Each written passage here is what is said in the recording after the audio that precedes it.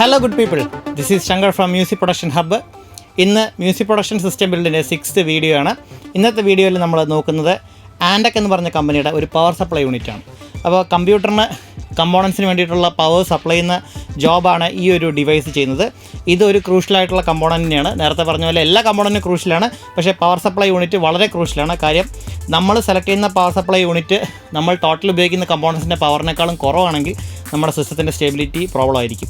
So നമ്മളുടെ സിസ്റ്റത്തിൽ ഉപയോഗിക്കുന്ന കമ്പോണൻസിൻ്റെ മൊത്തം പവറിനേക്കാളും ഒരു 20-30% എങ്കിലും പവർ കൂടുതൽ വേണം നമ്മുടെ പവർ സപ്ലൈ യൂണിറ്റിന്. സോ ഈ ചെയ്യാൻ പോകുന്ന മോഡറേറ്റ് സിസ്റ്റം ബിൽഡിന് ഞാൻ സെലക്ട് ചെയ്തിരിക്കുന്നത് 650 വാട്ട്സിൻ്റെ പവർ സപ്ലൈ ആണ്. ഇനി പവർ സപ്ലൈയിൽ വാട്ട്സ് മാത്രമല്ല അതിൻ്റെ ക്വാളിറ്റി കൂടി ബാധിക്കുന്നുണ്ട്. അതിൽ തന്നെ നമുക്ക് പവർ സപ്ലൈ ബ്രോൺസ് ഉണ്ട്, സിൽവർ ഉണ്ട്, ഗോൾഡ് ഉണ്ട്, പ്ലാറ്റിനം, അങ്ങനെ പലതരത്തിലുള്ള വേരിയേഷൻ ഉണ്ട്. അപ്പോൾ നമ്മളിപ്പോൾ തൽക്കാലത്തിന് ആ ഒരു കാറ്റഗറൈസേഷനിലോട്ട് പോകുന്നില്ല. നമ്മളുടെ 80+ സർട്ടിഫൈഡ് ഒരു സ്റ്റാൻഡേർഡ് ആയിട്ടുള്ള ഒരു സർട്ടിഫിക്കേഷനാണ് അത് ഈ പവർ സപ്ലൈക്ക് ഉണ്ട്. പ്ലസ് 650 വാട്ട്സ് ഉണ്ട്. അപ്പോൾ നമ്മുടെ ബിൽഡ് അത്രത്തോളം പവർ എടുക്കത്തില്ല, എന്നാലും നമ്മൾ ഒരു കുറച്ചുകൂടി ഹെഡ് റൂം ഇട്ടിട്ട് 650 വാട്ട്സിൻ്റെ പവർ സപ്ലൈ ആണ് യൂസ് ചെയ്യുന്നത്. Antec വളരെ നല്ലൊരു കമ്പനിയാണ്. ഹൈ എൻഡ് പ്രോഡക്ട്സും ഉണ്ട്, മിഡ് എൻഡ് പ്രോഡക്ട്സും ഉണ്ട്. അവരുടെ പ്രോഡക്ട്സ് ലോവർ എൻഡിലും ഉണ്ട്, പക്ഷേ അവർ ക്വാളിറ്റി ഒന്നും കോംപ്രമൈസ് ചെയ്യാതെ തന്നെയാണ് പ്രോഡക്ട്സ് കൊടുക്കുന്നത്. സോ നമുക്കിതൊന്ന് അൺബോക്സ് ചെയ്യാം.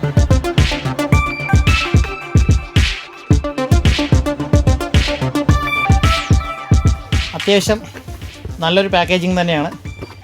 പാക്കേജിങ്ങിനെ പറ്റി ഞാൻ എപ്പോഴും പറയാറുണ്ട്. എന്തുകൊണ്ടാണെന്ന് വെച്ച് കഴിഞ്ഞാൽ പാക്കേജിങ് ഒരു ഇമ്പോർട്ടൻ്റ് ആണ്. നമ്മുടെ പ്രോഡക്റ്റുകൾ പല കൊറിയറുകൾ വഴിയാണ് നമ്മുടെ കൈകളിലേക്ക് എത്തിപ്പെടുന്നത്. അപ്പോൾ സോ പാക്കേജിങ് ക്ലീൻ അല്ല, പെർഫെക്റ്റ് അല്ല എങ്കിൽ തീർച്ചയായിട്ടും പ്രോഡക്റ്റിന് ഇൻറ്റേർണലി ഡാമേജ് വരാനുള്ള സാധ്യതയുണ്ട്. അതുകൊണ്ട് എപ്പോഴും നല്ല പാക്കേജിങ്ങിനെ നമ്മളെപ്പോഴും അപ്രീഷിയേറ്റ് ചെയ്യണം. അപ്പോൾ ഇതിൻ്റെ അകത്ത് പ്രോഡക്റ്റിൻ്റെ ഒരു ഓവർവ്യൂ കൊടുത്തിട്ടുണ്ട്, നമുക്ക് നോക്കാതെ. പിന്നെ നമുക്കൊരു IEC പവർ കേബിൾ കൊടുത്തിട്ടുണ്ട്. അത്യാവശ്യം നല്ല ക്വാളിറ്റിയുള്ള പവർ കേബിൾ തന്നെയാണ്.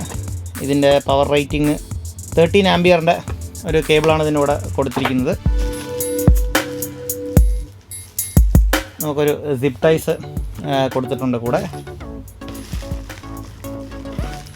ഫ്ലാറ്റ് കേബിൾസാണ് ഇതിൻ്റെ കൂടെ വരുന്നത്. സോ അത്യാവശ്യം വെയിറ്റ് ഉണ്ട്, അത്യാവശ്യം ബീഫി ആയിട്ടുള്ളൊരു പവർ സപ്ലൈ തന്നെയാണ്. പിന്നെ പവർ സപ്ലൈ മൗണ്ട് ചെയ്യാനായിട്ടുള്ള മൗണ്ടിങ് സ്ക്രൂസ് കൊടുത്തിട്ടുണ്ട്. ഇത്രയാണ് പാക്കേജിൻ്റെ അകത്ത് വരുന്നത്, മറ്റുള്ള കാര്യങ്ങളൊന്നുമില്ല. നമുക്കൊരു ബബിൾ റാപ്പിംഗ് ഉണ്ട്, ഇതൊന്നും നമുക്ക് മാറ്റി വയ്ക്കാം. പ്രോഡക്റ്റിൻ്റെ ബോക്സിൽ അത്യാവശ്യം ഡീറ്റെയിൽസ് കൊടുത്തിട്ടുണ്ട്. 3 ഇയർ വാറണ്ടിയാണ് പ്രോഡക്റ്റിന് കമ്പനി പ്രൊവൈഡ് ചെയ്യുന്നത്. 80+ ആണ് ഇതിൻ്റെ സർട്ടിഫിക്കേഷൻ.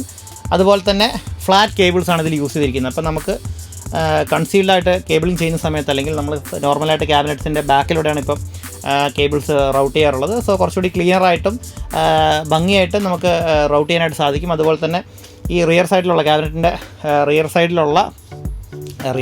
ക്യാബിനറ്റിൻ്റെ അതർ സൈഡിലുള്ള കേബിൾ റൗട്ടിങ്ങിൻ്റെ അകത്ത് നമുക്ക് വിഡ്ത്തൊക്കെ കുറവാണെങ്കിലും നമുക്ക് ഈ ഫ്ലാറ്റ് കേബിൾസ് നന്നായിട്ട് അവിടെ പ്ലേസ് ചെയ്യാനായിട്ട് സാധിക്കും. സോ അങ്ങനത്തെ കുറേ പ്ലസ് പോയിൻറ്റ്സ് ഉണ്ട്. പിന്നെ പ്രോഡക്റ്റിൻ്റെ ഒരു ഓവർവ്യൂ ആണ് വരുന്നത്. എന്തൊക്കെ കണക്റ്റേഴ്സ് ഇതിൽ വരുന്നുണ്ടെന്നുള്ളത് കൊടുത്തിട്ടുണ്ട്. ഒരു 24 പിന്നിൻ്റെ കണക്ടറുണ്ട് മെയിനായിട്ട്. 8 പിൻ 4+4 പിൻ്റെ കണക്ടർ വരുന്നുണ്ട്. ATX 12 volt, EPS 12 volt connection വരുന്നുണ്ട്. അതുപോലെ തന്നെ 8 പിൻ വരുന്ന 6+2 പിൻ വരുന്ന PC എക്സ്പ്രസ് കണക്ടർ 2 വരുന്നുണ്ട്. സോ അതുകൊണ്ട് തന്നെ നമുക്ക് ഡ്യുവൽ 8 പിൻ വേണ്ട ഗ്രാഫിക്സ് കാർഡുകൾ നമുക്ക് യൂസ് ചെയ്യാനായിട്ട് സാധിക്കും. നെക്സ്റ്റ് സാറ്റയുടെ പോർട്ട് വരുന്നുണ്ട്. അതുപോലെ തന്നെ മോളക്സിൻ്റെ കണക്ടർ വരുന്നുണ്ട്. മോളക്സ് കണക്ടേഴ്സ് ഇപ്പോൾ യൂസ് ചെയ്യുന്ന കുറവാണ്, എന്നാലും നമുക്ക് ക്യാബിനറ്റിൻ്റെ പവറിങ്ങിൻ്റെ കാര്യങ്ങളും, അതുപോലെ തന്നെ ഇപ്പോൾ കുറഞ്ഞ ക്യാബിനറ്റാണ് എടുക്കുന്നതെങ്കിൽ അതിലേക്കുള്ള പവറും കാര്യങ്ങളൊക്കെ കൊടുക്കുന്നതിന്, അല്ലെങ്കിൽ നമുക്ക് LED കൺട്രോളറൊക്കെ സംടൈംസ് മോളക്സിൽ വരാം. പിന്നെ ഗുഡ് ഓൾഡ് ഫ്ലോപ്പി ഡ്രൈവ് ഡിസ്കിൻ്റെ പവർ കണക്ടറുണ്ട്. ഇപ്പോൾ ആരും അത് ഉപയോഗിക്കാറില്ല. സോ നമുക്ക് ഈ ഒരു കേബിളിംഗ് ലിസ്റ്റൊക്കെ നമുക്ക് ഡീറ്റെയിൽ ആയിട്ട് നമുക്ക് പ്രോഡക്റ്റ് ഒന്ന് അൺബോക്സ് ചെയ്തിട്ട് നോക്കാം. അപ്പോൾ 24 പിന്ന് കേബിൾ ഫ്ലാറ്റ് അല്ല വരുന്നത്, പക്ഷേ ബാക്കിയുള്ള കേബിൾസ് എല്ലാം ഫ്ലാറ്റാണ് വരുന്നത്.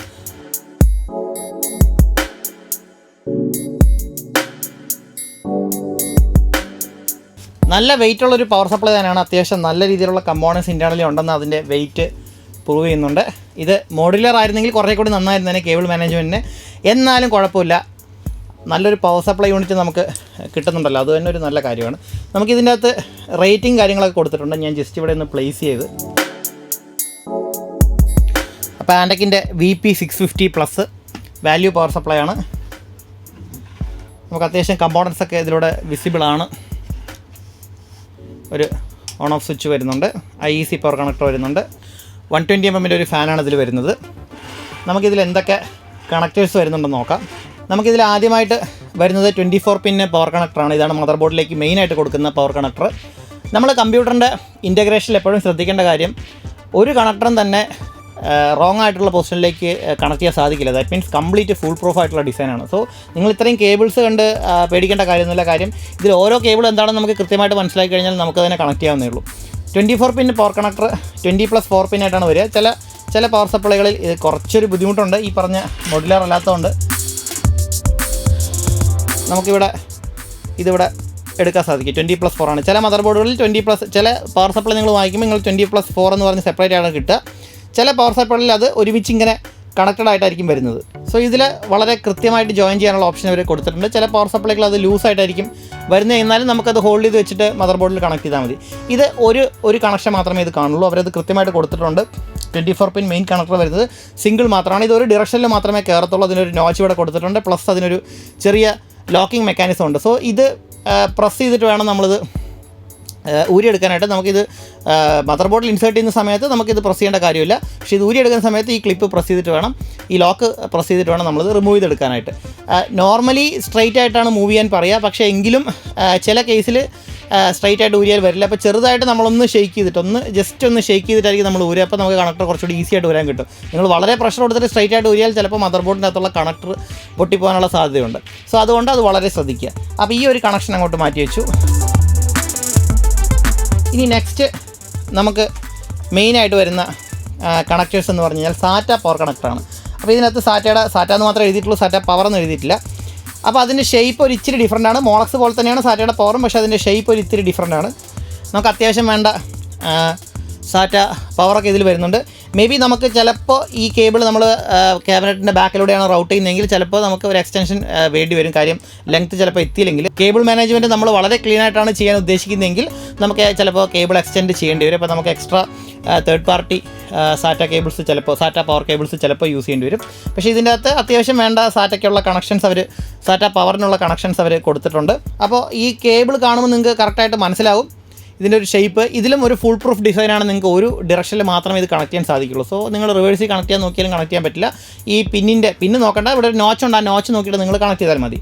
നെക്സ്റ്റ് ഇതിൽ വരുന്ന കണക്ടറാണ് മോളക്സ്. ഇതൊരു ഓൾഡ് സ്റ്റൈൽ കണക്ടറാണ്.